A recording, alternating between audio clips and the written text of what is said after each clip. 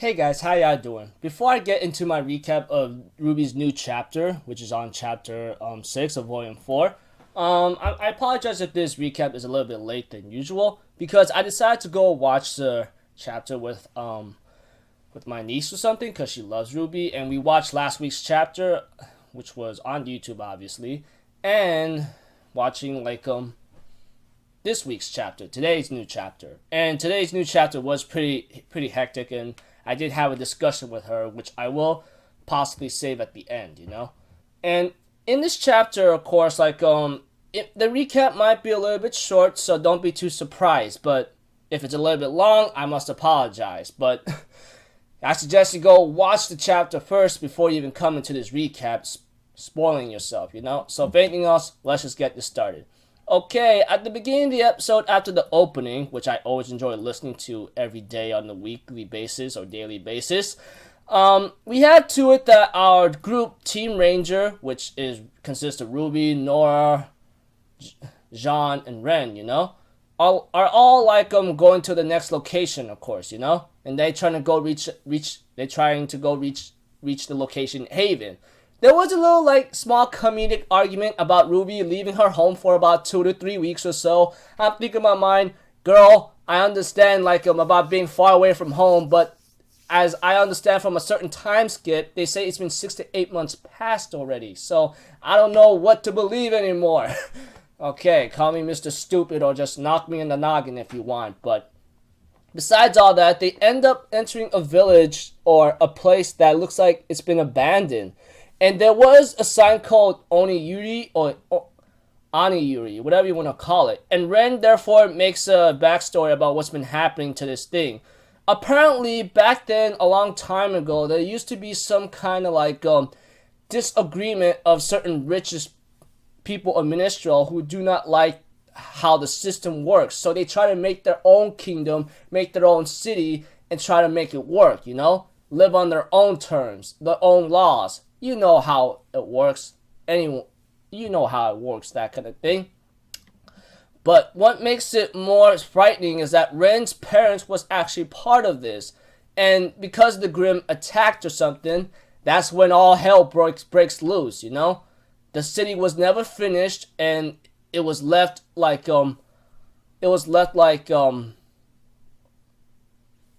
abandoned or something, however you want to call it. So we get to know a little history about Ren here. So it looks like his parents was involved with these richest people of Ministral, or these people of Ministral who don't like the system and tries to make their own kingdom with their own laws and their own style of living, After that, we get to see a scene where Weiss is singing and so forth, and her voice is very beautiful, but I think it was pretty hard for me to catch on what she was trying to say.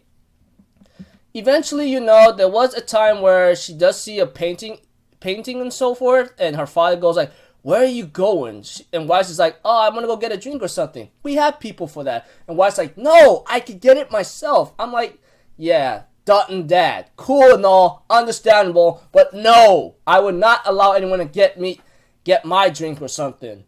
Well, if I'm really injured to a point where I can't move, then I'll ask someone to get me a drink. But that's not the case for me. Anyways, I think there was this guy with blue hair tries to flirt with Weiss or something, the way how I look at it, seeing how she's interested in seeing the Kingdom of Vale portrait, which is something that reminds Weiss a lot of things. And we all know what she could be thinking. Kingdom of Vale did fall and get hurt in the fall of Beacon, yada yada yada, whatever you want to call it. And this guy with blue hair or something was trying to flirt with her and so forth, which understandable, though I don't like it. And Weiss tells him to leave right now or I'm going to get the cops to get you out of here. He goes like, whatever. I'm like, why didn't you go to hell, kid? You trying to flirt with Weiss and so forth, fine and all, but no, just no, okay? And later on, when Weiss heard someone was smack talking about Kingdom of Vale and so forth, Weiss is like, you don't know a dang thing of what you're saying, okay? You all just care about your appearances, your money lifestyle. You never talk about what the hell is really going on here.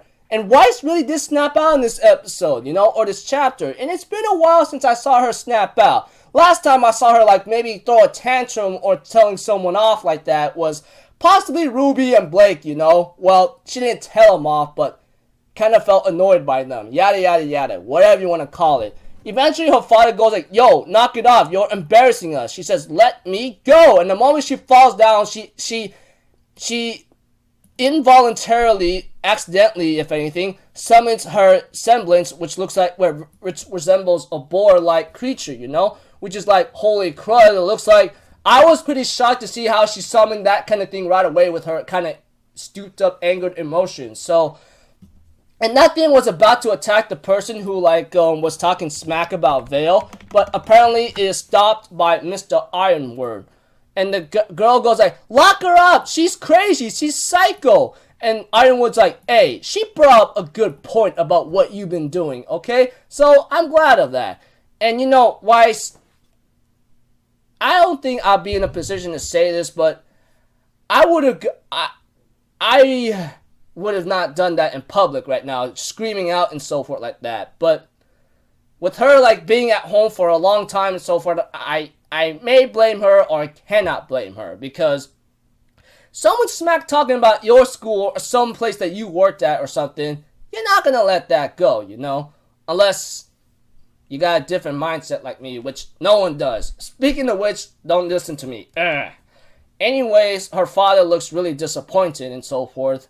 And really, Weiss, you need to get the out of there, okay? Don't play this princess in the castle or house whatsoever and stay there. And don't listen to your father all the time either. He's using you for his own benefits. Get out of there! Anyways, going back to Team Ranger, which is Ruby, Nora, Jean, and Ren, they're continuing their journey, but apparently they get attacked by freaking this psycho named Tyrion. And of course, Salem does ask Tyrion to bring Ruby to her alive. So, yeah. And seeing the fight in this chapter of Tyrion, he's not something to joke about, Because at first, the opening does show him doing hand-to-hand combat and using his legs. At first, I thought he was slow and so forth, but at the same time, I debated if he was really going all out or not. But we also have to that Tyrion does say, I'm not interested in you. You kind of are interesting to me. He said that to Jean. But he says, I'm interested in you. I'm here to take you to someone that I love, or my body and soul belongs to her. And they do not know what the heck's going on. Even with all their combining moves and trying to fight Tyrion, it was utterly futile. His combat skills, and not only that, he's a faunus with the scorpion tail. At first, I go faunuses could actually be insects with the insects or something. And my niece kind of gave me a history lesson, going, well, insects are part of a faunus thing. I'm I don't know. But the way how Tyrion blocked that move from Nora after Ruby shot electrical bullet at Nora. And at first I'm why did you shoot her? You made a big mistake. But I also remember at the same time that Nora's ability does involve with electricity. So that is something that I almost forgot. I'm no. Wait. Nora element is electricity, so yeah. But even so, when she smacked Tyrion with her hammer, he blocked it with his scorpion tail. And therefore, it just shows that he's not something to joke. He's just not some, how you supposed to say it, some person that is so weak or something that you could take on. And the way how he managed to do damage against Ruby and the entire team just shows that he has a lot of skill. And right before he was about to damage Ruby with his tail, Crow managed to show up in the nick of time and saves her from that poisonous sting or something. So, at first, when we saw that Crow, we knew it had to be Crow. I'm you better freaking show up, man. And it ends up there with Crow saying his greetings to Ruby after he saved her with his blade or scythe blade, whatever you want to call it. Seriously. We have to wait next week Oh man, I'm oh. Anyways, this chapter was pretty slick. I really enjoyed it to the very end, and seeing how things are right now was pretty shocking. Like we get to know Ren's backstory, history with his parents, and then a little bit about something about minstrel's people not satisfied, why singing, and then being snapped out, being flirted by this blue hair motherfucker, and then like snapping out to some girl who's smack talking about Vale. Team Ranger being attacked by like Tyrion, which shows that his combat skills is not something that you should mess with. So, if anything else, pretty shocking chapter. Next week, I better hope to see Crow and Tyrion face off and see who the hell's gonna win, because I'm betting my money on Crow or something, okay? But if he does stand a chance against Crow and then ends in a stalemate, it looks like to me, then this guy's not something to think that he's a weakling. And the way we saw how Tyrion fought right now, he has a lot of combat experience, and I think he's pretty much an adult. So this shows that he could easily take care of these kids head on. But you know what upsets me more is that when Ruby's about to be stabbed by Tyrion's scorpion tail, he just stands there and closes his eyes. Yo, don't just stand there. Go over there and help her, you dimwit. Kind of annoying me about that. That's one thing I will say for sure. So if anything else, I'll see you guys in my next video. I'm Alpha Zitto. Have a good day, and I'll see you guys next time. Peace out. Bye-bye. Doo-doo-doo.